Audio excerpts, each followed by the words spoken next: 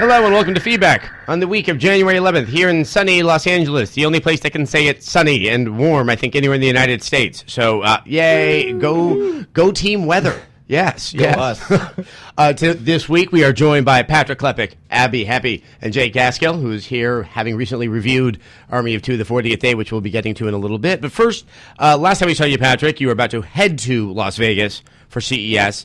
You've now returned. I have. I would typically say worse for wear, but you seem to have at least bounced back from what can be an unendurable experience. Well, I mean, part of that's just, they really should have renamed, at least from our perspective, CES is the Consumer Electronics Show. It was pretty much the Capcom Electronics Show featuring 3D TVs.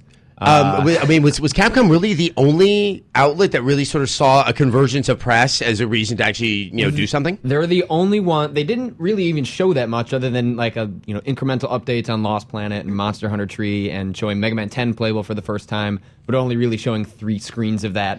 And yeah, they only showed up with a suite, showed very little, but got an extraordinary amount of press because no one else showed up. And now video games can't just exhibit on the show floor because they aren't selling consumer electronics, so they literally just can't shove up a booth in the middle. But traditionally, there's a lot of suites that are in hotels, and you go to see a bunch of the games, and then you see some of the technology driving those games.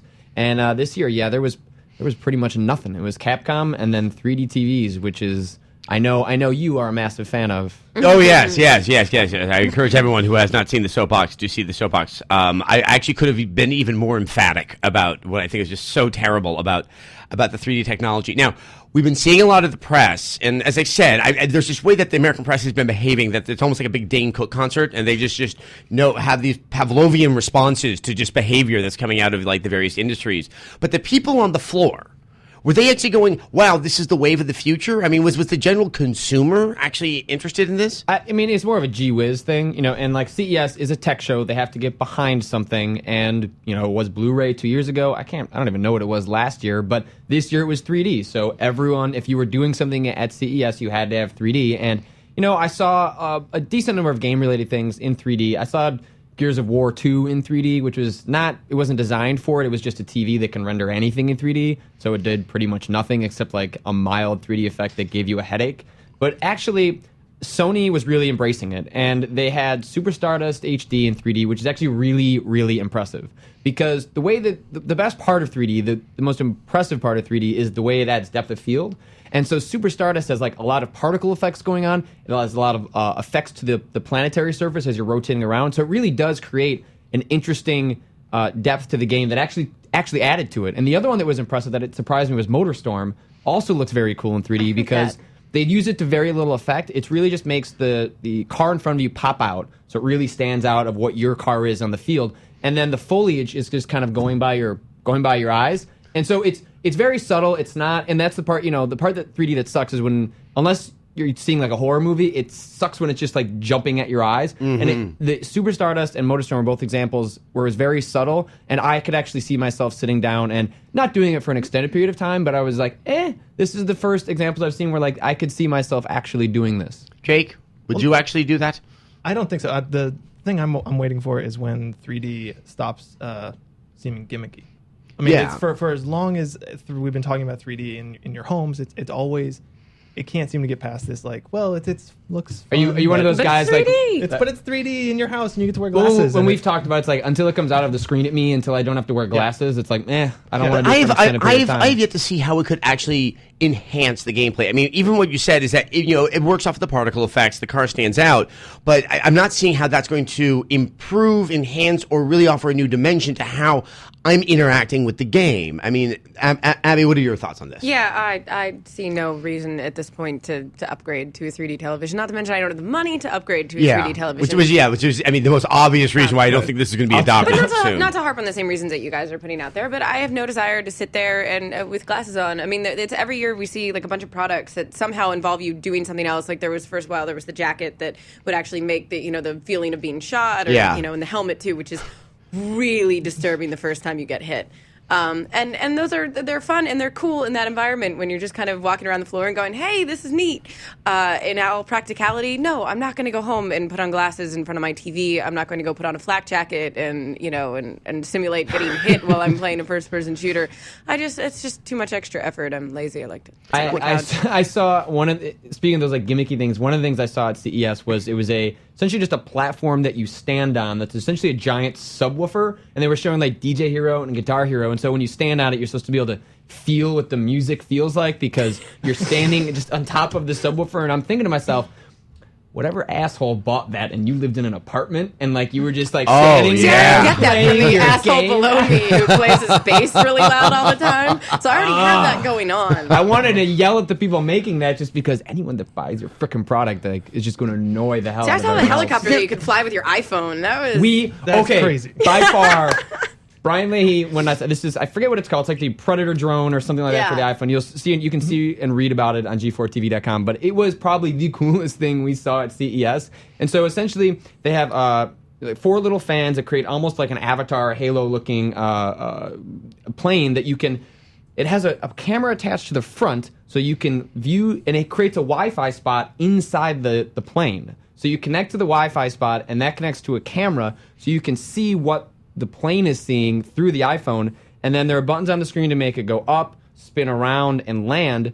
But then you use the iPhone to tilt it around, and it is like it's one of My those. real like, question is, can it support enough weight that I could fly it into the kitchen to get a beer and bring it back to me on the couch? I think so. I think the Okay. technology This is is only the there. first generation. This is the first practical piece of technology that I have heard to yet emerge from CES 2010. I mean, it is this one thing that just keeps on striking me that there's something almost embarrassingly adolescent about CES as it's gone on and on and on, that it's like people just go there for the story of something that has really no useful, application. Oh, yeah, even if I bought that, I would sit in my closet for the majority of the year, except when I broke it out at work to go like, hey guys, look at my thing. I mean, Helicopter. it is a strange thing. Now, the one thing that sounded like it stood out for you, though, was Lego Universe. Yeah, I think all of us, have played with Legos at one time, but, probably don't have a giant box of them anymore in our apartment or home. I choked on all of For mine. yourself. And the cool thing about Lego Universe, like going into it, I was like, this could be really interesting, but I'm curious if they had actually developed any of it to really like placate my taste. Like, is this just for kids? I know it's designed for kids, and they gave me, I was playing hands-on with it. It was the first world, so I didn't really get a sense of that. But when I was shown a 45-minute demo of sort of like the end game material and sort of the builder stuff, there is a lot of really cool stuff with this. So to begin with, there are 80,000 different pieces, all which were based on various real-life Lego parts. And whenever NetDevil, who's making the game, had a piece of concept art that gets sent to Lego, who's just down the hall because they work like in the same building, and someone at Lego who's called a professional builder has to see if that's possible to make I've with heard about the actual professional Lego. Wow. builders. They do the really big Yeah, exhibits. yeah. Legoland, I guess, would be the obvious one. But they do. They're the ones that build those like incredible creations out of Legos. They have professional builders. That's so awesome. So once the concept art comes through, then a builder makes it and proves that it'll look good in the game, and then that gets shoved into the game. And it's just like that's how it just sounds like our jobs are pretty cool, but that was like one of the first times we're like, That's "Ooh, really, really cool. Really, the one thing that stands out for me about Lego I'm Universe so is qualified for that too. how many mothers out there are just gleeful that suddenly you have all the things you would ever want for Lego with none of the mess of trying to clean up after your 7-year-old has decided to go destroy the living room. Oh yeah. And that's what's really cool too, is like you can sit there and play and build things, and it gets populated within the world, and then the actual builder part is really, really cool because you can create, in addition to the worlds that Lego and NetDevil have created for you to run around in, you can jump in and make your entire world, and they call it like a visual scripting process, so like to figure out how the AI works rather than like picking different things, you're just like dragging icons that make it, like if you want it to sway, then you drag like a sway icon and it connects together so you have a visual understanding of what you're trying to get the world to do, but that seems really ambitious for one person, which is why like 10 to 15 people can jump in at the same time and all be developing the world simultaneously. So you can like be working on something and if you say, hey guys, can you come see if this works? People can beta test it in real time with your friends. And that sounds really, really fun. Like that's kind of the stuff you want to do in Little Big Planet. And this seems like kind of the next step of that. And it's it's just, it just got me kind of giddy, and they're going to be able to really exploit like our ability to buy lots of things when they eventually roll out the licensed stuff later. I mean, you know what? If grown men want to regress to Legos, I'm all for that because there's just something innately cool about It's it. acceptable. What is the expected release time? For So this? at CES, they were doing beta sign-up, so that's going to happen sometime in the next couple of months. And anyone that signed up at CES got into the beta. So my guess would be they're going to open this up to pretty much anyone that wants to check it out. Awesome. Now let's move past CES. Move past the past. I'm okay with that. Yes. Wow, a lot of stuff has been coming out. Maybe not like big news, but altogether, we've heard a lot about the status of a lot of games. Let's start this off here. Yeah, when I was putting together the episode, I suddenly realized there was a lot more going on than even though I'm writing all about it. I hadn't once I put it together. Yeah, we got just this week. Ubisoft announced that there's going to be a new Assassin's Creed this year, and it's not Assassin's Creed 3, and it's not DLC for Assassin's Creed 2, but it's a new Assassin's Creed featuring multiplayer. Multiplayer. So Is it only multiplayer, or I mean, were they clear about this? They haven't given us too many specifics. Like it's. I had read somewhere maybe it stars Ezio again, so it sounds like this could almost be sort of an expansion pack to Assassin's Creed 2 rather than something all new. But it definitely sounds like Ubisoft wanted something new for Assassin's Creed this year, and we're not going to see Assassin's Creed 3 for another 1 to 2 years. Which I think is what we Reasonable. typically expected. Jake, if you were designing multiplayer for Assassin's Creed, what would you do? At this point, I don't know. The first thing, when they started talking about it, I think last year there was mention of, they've been interested in doing multiplayer for a long time. All I could think about was, I'm about to assassinate someone, and somebody jumps off a roof and assassinates the guy right in front of me, and then there's this awkward, conversation that we have about, oh, I didn't see you there. You were going to assassinate that guy. Oh, It's also, I like the idea of having a world well overpopulated with assassins to that they might outnumber the assassinated. Abby, multiplayer, Assassin's Creed. No. Yeah. No. Especially when you think about the combat. I mean, the combat is still Sorry, I'm very, in a very dark reactive. place. Mine just shut down. Well, I mean, there are, and then I just finished 2, and I loved it. And there are other, assassins, obviously, in the world that you're aware of. I just don't. I don't understand how that all works. I mean, you have the Templar Knights, and you have. I mean, the only way I see can't it see a working, way to make that compelling. I mean, the combat, doesn't seem to play into a very No, I mean, it's a interesting very multiplayer. reactive type of combat system. So that, if I was fighting another player, we could just stand around waiting for someone else to make a move, knowing as long as I don't make a move, I'm not exposing myself to damage. And again, you have a game that is a very solitary experience. I mean, it's fun that you're the guy doing you're everything. climbing everything, and then you have the immense viewpoints, and then you can decide if you want to collect feathers for 3 hours or go to a mission. Or And not. I mean, it's like the game for OCD people. I loved it. But I don't know if I want a multiplayer. Co-op is the again. I mean, only I'm always the way. one who's like, please don't do it. in co-op, That's the only way I see this working. Is if you imagine if you had to do a 3-legged race over the rooftops in co-op. if races are the way they're doing multiplayer, then kill me now. I mean, that's the one thing is I can see it being more challenge based than combat based, but obviously somebody somewhere has some idea about it. Our user Lao Ping says, I'm curious about the multiplayer, but I'm more curious about where the third one will be. I suggest that they're going to do an Ancestor. It should be in the Pirate Age. I don't think that's a bad idea whatsoever. I mean, Screw Egypt. I want pirates. Yeah, look, the one other, because there's that mention at the very end of the first one about Quetzalcoatl. I was like, oh, that might be kind of neat to kind of go to kind of a Mayan era in South America. I don't want it to be like that Mel Gibson movie, which was just kind of blood interspersed with breasts. More buildings, I'd think. I mean, it would be really cool to climb those, pyramid. But I don't know. I just don't really see him running around the jungle. I guess the climbing gets challenging in the jungle now that I think about it. They sort of limit themselves that way. You really need a city. Pirates could work because then you could be on ships. You could go to different ports. Yeah, but You can there's climb not masts. really giant ships compared to like a dinghy. I mean, I don't really understand how that gets compelling either. We said dinghy. Yeah, I said damn. Okay, well, Assassins is not the only thing that Ubisoft kind of raised an eyebrow with. Yeah, they also delayed Splinter Cell Conviction. It was supposed to come out, I guess, end of next month, and now it's coming out April, which, it is, we've been waiting this long. What's another 2 months? Also, it gives us time to play the, multitude of games that are coming out in January and February. I don't mind now. But it sounds like, Assassin's Creed did very, very well. They're expecting it's going to sell 9 million copies before the end of March, That's which very is when impressive. their fiscal year ends. And so this starts them off very strong in April when they have their next fiscal year starting. So I think it's more of the game's ready to go. It Yeah. could have come out next month, but this makes more financial sense, and it's I not would agree getting with delayed to that. 2011. You're just getting it 2 months later. And it is. If you look at this kind of weird mashup of games we're getting in the first quarter, it's coming right after like the Mass Effect and BioShock. There really might be enough fatigue on some people's wallets that they won't at least be able to buy Splinter Cell initially, and they would like to come out of the gate with some strong numbers. Yeah, Yeah. and not to mention, I mean, I guess Mass Effect would be the game that's probably predicted to sell the most in the first quarter, and that's also a game that takes a considerable Yes. amount of time to play, and not necessarily one that in the middle of it I'm going to go, hey, let's go buy Splinter Cell. Well, no, and similar to that, and as much as I want to play that game, I'm like, I got to get through this. well, also, I mean, if you go back to when Fallout 3 came out, I believe that game had a great deal of impact on the other games around it because the bang for the buck. I mean, you could just keep on playing it, and there wasn't the same impetus in that very bad economy to have to go out and Right. buy something else. And Mass Effect could have a very similar effect. And look at the DLC. The DLC for Dragon Age has been very fast, very ambitious. I expect the same thing for Mass Effect 2. Yes. February will probably be the first drop of DLC, and where you That can would spend be your money. All right. Well, I'm just excited for it. Yay! Nintendo, which seems to live to confuse, Yep. seems to have obfuscated even more.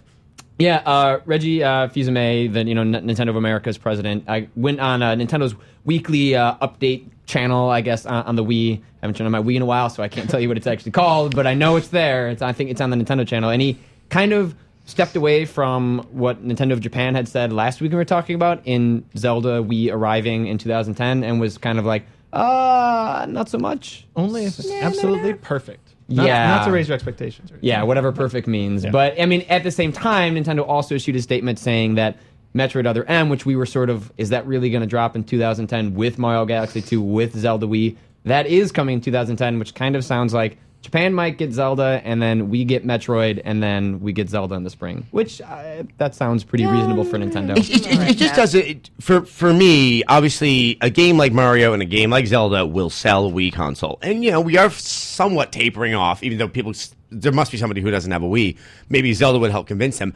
At the holiday season, Zelda seems like a better way to push the console rather than Metroid. With such an avid fan base, you could put like Metroid out on a day that doesn't exist, and it would Right. still sell because people want their Metroid games. Well, also, especially this holiday is Natal. So anything that Nintendo could probably throw in there would help. But it might just be. It's a very that's a very interesting point. Is that they might have to redefine themselves against Natal with classic Nintendo rather than with what they've kind of led the charge with Because in motion gets control. redefined, yeah, But, with Natal. even if it's not really the reason to wait till it's perfect, I hope they do. I want that game to come out and be absolutely perfect. And if it takes them a few months longer, I've already been waiting 4 years. So what's the point? It was like the same thing with like Team Fortress 2. It's like, well, 11 years in, Might as well wait another couple might as well- years. I don't. It doesn't matter anymore.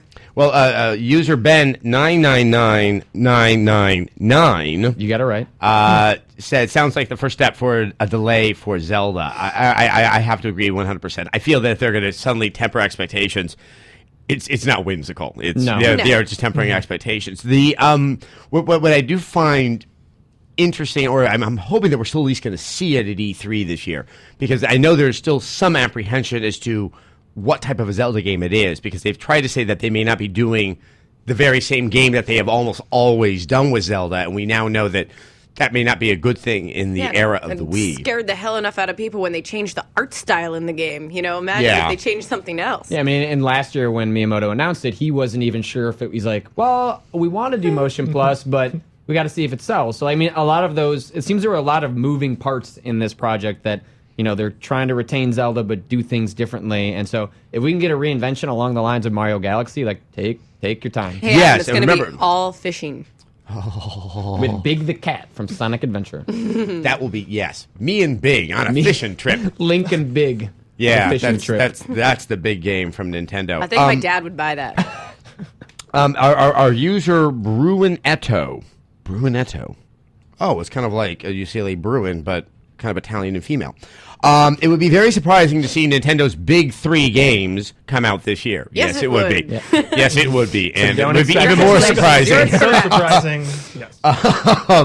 And someone I think concurs with Abby there by saying that they would also like to see the game come out when it's finished. Obviously, so just I wish they wouldn't tease us. I think that's what it comes to. NBA Jam. Boom shakalaka. I am Wow. excited for very this excited. game. Although I'm excited and not excited because I'll just jump straight to the user comment from 30 Below, which is, I would be happy with the original arcade version made available for download on Live or PSN, which as much as I'm happy about NBA Jam for Wii, they could screw that up. But if it means that I get the classic game for download, then By all means. that's a win. Now, who's making the game? EA Tiburon. But they've EA. also brought in I'm blanking on his name, Mark Trammell, I think is his name. The original creator of NBA Jam is now an employee at EA Tiburon, and he's working on NBA Jam and then presumably other products, including the new innovative Madden that supposedly EA is working on. Yes. They are talking about things because they've lowered their expectations for the next year, not thinking they're going to really be selling that much, but they're Yeah. saying something new is happening with Madden. Maybe. Shrug. we'll actually go outside and play football. Ooh, listen to that. And then I'll bruise myself. No, Too no. revolutionary. Let's talk for a second about our third story, which doesn't have much to ruminate on, but I think I have to agree with you, Patrick. It made me happy to hear this as well. Yeah, 2K Boston. Well, Irrational Games became 2K Boston, becomes Irrational Games, and they're the guys who worked on BioShock. Previously, had worked on blanking. They were what's the System game Shock that got 2. what's the game that got canceled? The PS2, The Lost. The Lost, very good. Nice. Which Yes, is that, yes, like- it was the horror game, and also remember they did Freedom Fighter. Freedom Freedom Fighters Fighters, and yeah. Freedom Fighters. No, the Freedom third- Force. Freedom Force, you're Freedom right, that's Force Freedom was Force. their superhero strategy Yeah, game. they made two of them. The second one was I think Freedom Force: The Third Reich. So yeah, that was a Yes. PC Yep. action RTS, and yeah, it's just kind of cool because it does get a little annoying when like these independent developers get acquired, which is a necessity kind of these days for the big budget titles that people like Ken Levine like to make.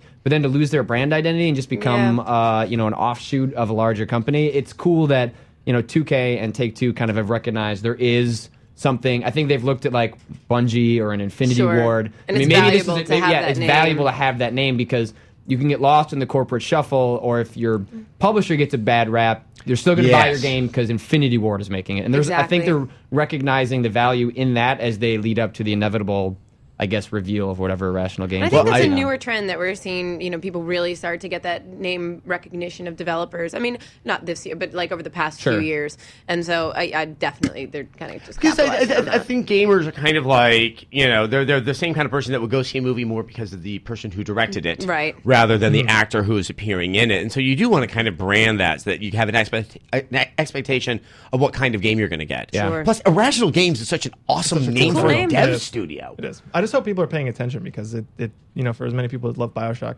they kind of have to say, oh, we're the team that made BioShock when we were 2K Boston, but we're now Irrational Games. Enough And- people that and aren't you know how much- gamers but love BioShock. But How not- much trickier is this going to get when Bioshock 2 comes out? Exactly. They're like, we're the guys that made that first Bioshock, not the second Well, how many one. people That's- out there still don't understand that, like Red Octane and Neversoft are making Exactly. Guitar Hero, and Harmonix, who made the original Guitar Hero, have gone on to Rock Band. Like, that's above most people still. Well, think about the Amazing. amount of people that are confused that actually were skeptical of Modern Warfare 2 because of World at War. Yeah. Because there was no reasonable expectation that someone would actually notice that Infinity Ward and Neversoft were two different groups. So, it's, I'm not sorry. Neversoft. I did. Treyarch. Yes, Treyarch. Treyarch. I'm sorry. We're getting we're Activision mixing- subsidiaries Yes, confused. exactly. Forgive me. Mistakes can be made. But congratulations to the team over there. Yeah, that's Yes. awesome. Very That excited is to see what they're working on. Very Yes, impressive. yes. I hope it's XCOM. That's all I can say. I think they've already dispelled that. Actually, they have you dispelled should, it? You should listen Yeah. to. You got to crush his dreams on the podcast? Yeah, former GFW over at Ziff Davis /1UP, Sean Elliott just launched a podcast with Ken Levine called, I guess, Irrational Behavior, where they're going to be deconstructing games they've worked on, one of which was a zombie game called not District 9. Division 9. Division 9. Yeah. Which, What system did that come out on? what, Division 9? Yeah, It Division- didn't come out. Didn't come out. It That's never it. came out at No, all? it was proposed as SWAT 5. Okay, that's why They were I- going to make SWAT 5, and someone was like, let's make zombies in SWAT 5. And this is all pre-Left 4 Dead, and at the time, Vivendi, who was their publisher, said, people aren't going to buy zombie games. Yeah, I remember. I think it was SWAT 2, one of the first interviews that I was involved with. Though I don't think I did the interview myself for SWAT 2. Daryl Gates. Boy, that series never really found its way into my heart. I can just tell you that. Wow. Okay, actually, what a wonderful segue. Excessive Force brings us to our game of the week, There you which is the 40th day, Army of Two. Jake, you reviewed it, so kind of give us our top line of like the good, the bad, the I'll point out what I think is the ugly. Okay, fair enough. It's The Quick and Dirty is basically it's a solid action game. I mean, it's not a huge departure from the first one. They kind of repolished everything at EA Montreal. The controls are smooth. You know, they took a lot of influence from Gears of War. Obviously, they have curb stomping and roadie runs and snapping to cover and stuff. But you know, it all works really well. The environments are great. The story is forgettable, unfortunately. But the structure of it is actually kind of compelling. It's no longer, you know, just two kind of dickish private military contractors in the Middle East being paid to kill terrorists. It's more of a survival story of them being trapped in the city where all this craziness just happens to It's befall Shanghai, them. which is suddenly subjected to a rather massive terrorist attack, and like buildings Yes. are just toppling down. Which looks Very awesome massive. in the Yeah. game. The set Yeah. pieces for it, I like, you know, going Yeah. through the zoo level, though made me sad to see the dead animals. It is very sad. Yes, And, but the whole idea. I mean, one thing will always be remembered for this game, it's that you can use the dead hippo as hippos. cover. As cover. It really, it's both cold-hearted and kind of just hysterically a lot funny. of the dialogue and the writing, especially around that part, is really funny. Like, I didn't expect much from the writing in the game or the jokes, but the banter between them was actually funny. I found myself laughing quite a bit. It's actually not, and it doesn't feel as inappropriate as it No. did in the setting of the first. Yes, I think that's the thing is that while I think you're right that the fundamentals of the game have not really changed. There's a lot of small changes they made, both to Yeah. how the game plays and to a lot of the criticism that they got from the Europeans as to what seemed like this kind of jingoistic quality, which I still thought was very funny that the game came out of French Canada and people were thinking that it was this piece of American claptrap. But they seem to have been sensitive to that and kind of I don't think they shied away from things, but they found a No. better way of actually presenting it. Yeah. Yeah, it's definitely, it's not gone. It's just toned down a little bit. You can, you know, It's a little funnier, a little more tongue in cheek, kind of Yeah, like not exactly. as like kind of bullshit macho. You Yeah. know, they're still there. And and they give you the but- option if you want to do that, you know, do the fist pumps and all that. If you want to play that up, you Sure. can. But it's much more in the background. Now, I don't know why, but I think Patrick's kind of my mind. I tend to be a single player type of guy. I mean, actually, we're going to read from Video Game Man 44. Very specific. I was hoping it was 43. He's such a good guy. He says, I can't wait to play this game, but is it only really good if you play co-op with a friend? I mean, Yes. how is the single player of this game? It's actually Well, much more yeah. improved than the first. The AI Yes. your partner actually never gets in the way and actually will, you know, do everything that you would want a human player to do. You should play with a friend. Obviously, it's much more fun. But if you have to, it's perfectly enjoyable. I don't recommend doing it split screen though. Me and Andrew Pfister tried to do that for about 2 hours this week, and it does. I don't like the vertical split screen. Like I'd much prefer have horizontal, and it just like especially in the first couple areas of that game where everything is red. Like it's very difficult. We found it very difficult. Oh, to that's an see interesting point. Anything like the enemies are red. The entire theme of Shanghai is red or orangish. When you bring up your little like visor to GPS identify thing, things. yeah. Oh, it's look, red. it's red. And so, given that we And you had a cut over your eye, and it was just, it was just, I was bleeding everywhere. Sangria thrown in your face. I'm not a very co-op-y person. I just, I like my own mission going. But I found that there were parts with the AI that were still absolutely intolerable. And you mean the support AI in this case? Yes, like no human player. I was playing this morning and I had to pull in one of the interns to do split screen with me. Now it was just merge everything into you go. one because it could not be done. And I've had them drag me around an entire room just to heal me. That it was the ridiculous. kind of response in that is probably. I'll have. There was one point when we were playing where you get like the third, you'll get an AI character that comes with you guys too. So there'll be Yes. 3 of you running around. Yes. And for the longest time I thought, oh well, they must not be able to heal you and pick you up. Like no, the person was just standing. The AI was just standing over me and just didn't want to heal me. Because then Andrew got killed and the AI had no problem healing him. So. just didn't like biased. you. I guess he didn't like me. Maybe he was just a dick. I guess. He knew better. Now, one of the things though that is in this game that is very new compared to the other one is kind of these moments of decision making, which when you're God. co-op are very Yeah. interesting because Awful. whoever I actually love hits the them. button first Awful. actually will sort of change the course of the game and its narrative. Oh, I see. Yeah. I didn't. By not playing with anybody, I never Yes, had to share yes. my decision making. There you go. That's probably why I like playing by myself. Yeah, unfortunately, that and a lot of the other kinds of things that they've tacked on to make it a more robust experience, the hostage taking and the morality moments and stuff, all this stuff just ends up feeling unnecessary. And the It core is- gameplay is fun. okay. So It's it's just- stupid. I thought- It is. Morality without consequence like the only consequence, at least in the morality choices I encountered, were you get some ammo. or Yeah. you get some guns. Like, you get Money plenty or of something, you have plenty of yeah. like. There's no real gameplay consequence to everything. They just have these stupid comic sequences that play out what are supposed to be. Or it's I thought some sympathy of them were cards, very funny. but they're not yeah, they supposed to were. be. Are you sure they're not supposed to be? Are you I mean, sure? I Yeah, like I The mean, tiger eating the. Is that thing supposed to be from- funny? I think That's so. funny. Tigers Yeah. eating people. Tigers Yeah. eating people is always funny unless we're it's in gonna- the San uh, Francisco come on. Zoo around Let's Christmas explain. time. No, then it's extra. Well, they were harassing those They tigers. were harassing the tiger. I felt bad for the tiger. Yeah. So You have a big heart. So. Yeah, that's true. I saved the The last time I was in a cage and someone was giving me grief, yes. But I actually thought the morality choices were more interesting outside of that. Like when you come up to a group of guys, you have the option. You can tag them, and not that when I was playing by myself, not that it did much good.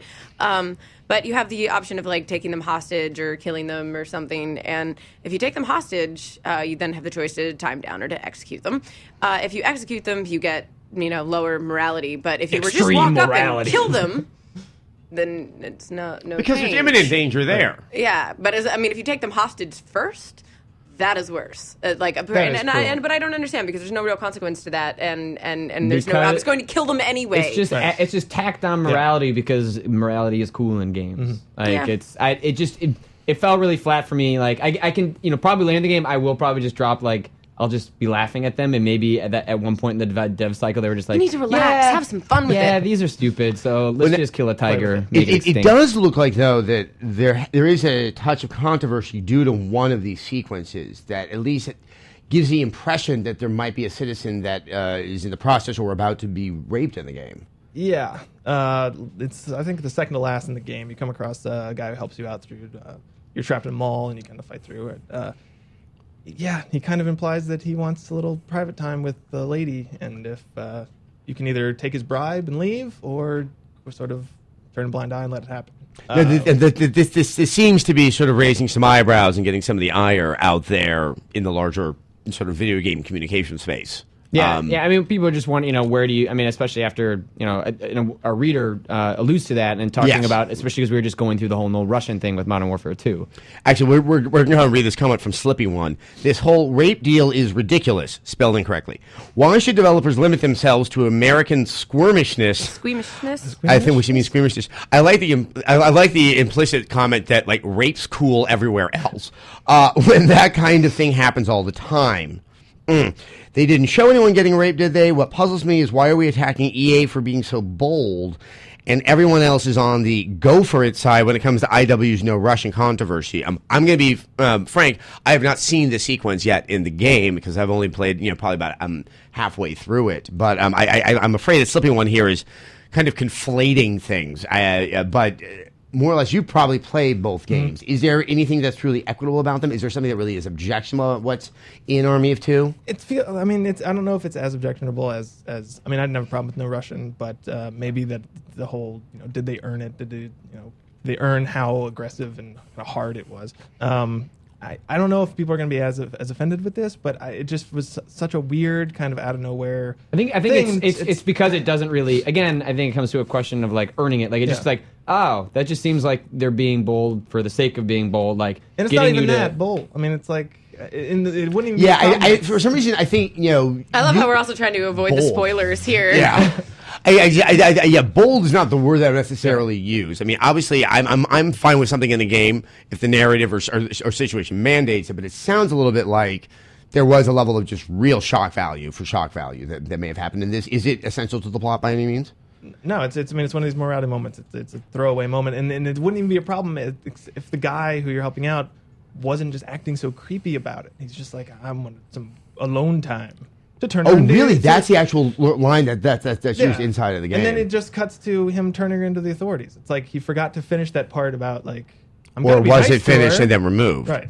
I mean, it might feel kind of unfinished. Probably like not. They backed try away. to with the morality moments. They definitely try to kind of pull the wool over your eyes, and there's definitely an element of trickery to the the Right. morality in each one. I know that I've accidentally done the immoral thing several times, thinking I was doing the moral thing. I mean, you have to understand they're trying to mess with your head Right. a little bit Right. with them. So it's more But like when you're playing around with this Yeah. kind of thing, it's like Yeah.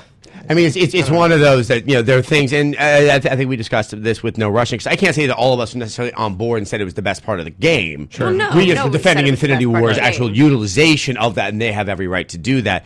But I think that we also, agree that when you start to move into that territory, you can't use a cudgel. You have to start using a scalpel, because you have a higher expectation of being Sure. responsible in utilizing things like that. As I said, I have not played the sequence of the game, so you're not going to get, ranting and raving and lunacy coming out of my mouth. But I don't think it warrants it anyway, honestly. Exactly. Now, at the end of the day, though, because we did talk about some of the negatives about the game, you really did. I mean, it's a 4 out of 5 that you gave the game, and you really thought there was quite a bit to recommend with Army of Two. It is. I mean, it's like everyone's talking about the cinematic moments. It's very well told. I like the structure of the game. The co-op's really fun. The multiplayer I had a lot of fun with. I'm not a big multiplayer guy, but if I do, I kind of like co-op or team kind of things. And the 6 players of 2 is really just a fun kind of structure for multiplayer. It's kind of that line between team and kind of co-op, and I don't know. I just had a really blast playing it. So, all right. And you were just mentioning how the game is cinematic, and that's going to bring us to our question of the week. And I need to point out, again, our reader questions of the week are improving dramatically from when we first started doing reader questions of the week. Thank you, readers. Or at least one of you a week. Thank you for submitting something that really is kind of meaty and nice to sink our teeth into. This is from Hockey Pucker. Close, but we're still no boner jam. No. No Oh, I boner jam. knew someone would have to mention that on this Boner episode. Jam. That should be in the new NBA Jam. That's going to be Like, running when you through go for a a theme through the whole NBA year. Yes. Go for a dunk. Yes. Boner Jam. Then you just stick your NBA Wii Boner Remote Jam. Plus on Come the on. top of your You remote. can take that for free, EA. So Hockey Pucker, he or she, says, do you think that the trend of movie directors, Spielberg, Cameron, etc., becoming increasingly involved in the making of video games will benefit the industry, producing games with better writing and an increased, quote, cinematic feel? Or do you see every director hopping on board, associating themselves with video games in an effort to push their movie licenses further up the box office sales charts? I have yet to see the direct involvement outside of Spielberg with Boom Blocks, which I now believe he is involved with. I guess the situation that has always stand out to me is, remember EA's remake of GoldenEye? Right. And I remember at E3, they dragged me in and they says, well, we hired this great I think it was a screenwriter. And when interviewing him, it was very clear he had no concept of games. It was just kind of slapping on the rules of movies on top of video games. I think we have seen that quite a few times. Yeah. Here's the thing that I've noticed is that, what I think is the issue is, like you saw with Boom Blocks, like a simple concept, like Spielberg quickly, clearly gets that, and that translated to a good game. But we haven't seen his more ambitious, complex Yeah, I game. wouldn't say that was cinematics and writing and And- No, it was based on the love of watching things fall apart. yeah. Right. Which I love. And so we haven't seen his more ambitious game, the one that was like inspired by playing Eco and was supposed to be about some sort of partner adventure. And with Cameron and Avatar the game, it seems like when it comes to making the more ambitious products, that's where the experience of making a movie and the experience of making a game like are having trouble converging. And with Avatar the game, everything that when I interviewed James Cameron for XPlay, everything that he talked about that he liked about the game is fine in the game. The visuals, the way that the narrative is split, and I can understand when he looks at that game why he thinks that's very cool and an interesting complement to his universe.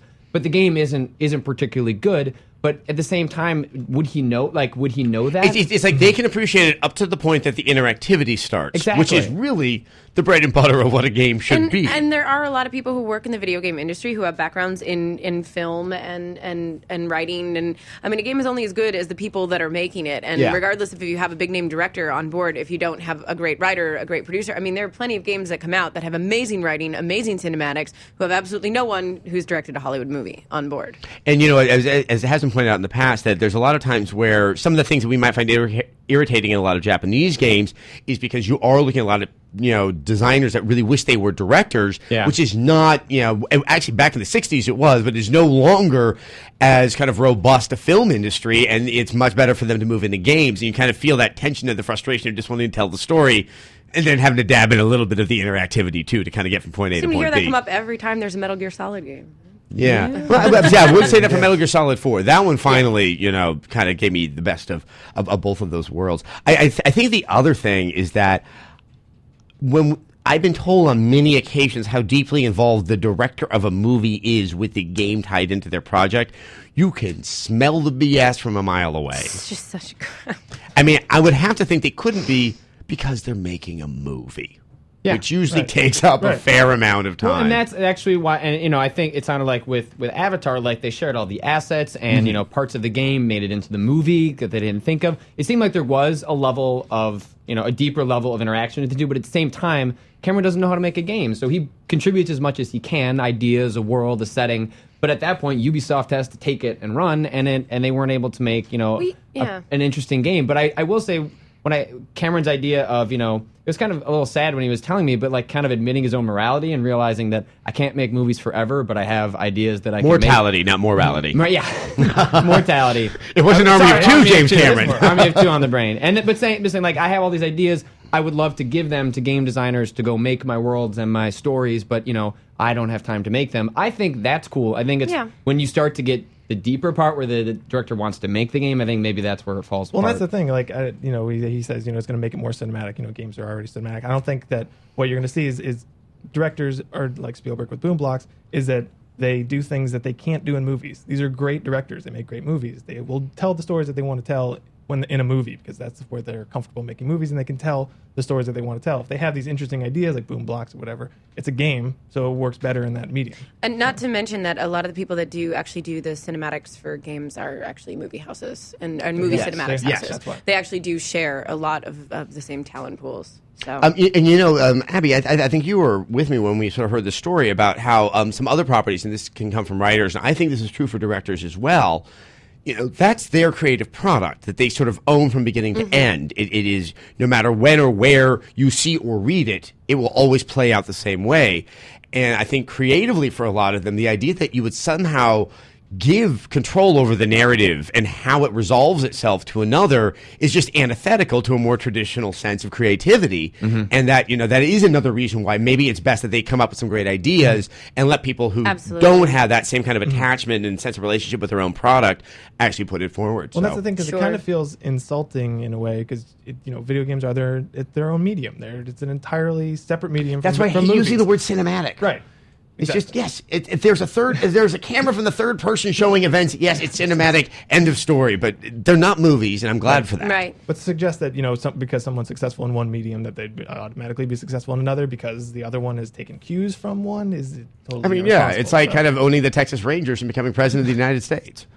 Hey, just had to point that out. Boner Jam. And Boner Jam.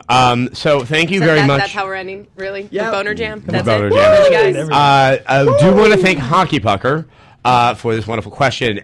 Let's use that again as another incentive for you guys out there to submit stuff. And we like the big, long, meaty questions. So go right ahead and put that together, and we'll go through them, and you may see yours on the show next week. And with that, we have to make a big announcement. Dun, dun, dun, dun. Drum roll. That's so loud. And Feedback is changing by 24 hours. Instead of you finding it on the G4TV.com website on Thursdays, you will now see it on Wednesdays. You will now also see Sessler Soapbox on Tuesdays. Yes, I realize the entire world is falling apart and the fibers of your reality can no longer withstand it. did we get bumped for Leno? Yes, that's exactly what's Good happening. one. Culturally relevant joke. Look at that. Yes. Man. Bravo, Abby. So yes, please. Obviously, this should not be horrible. You just get that couple more days to really ruminate over your feedbacks. Wednesdays starting next week. Soapbox on Tuesday starting next week. We look forward to talking to you then. Take care.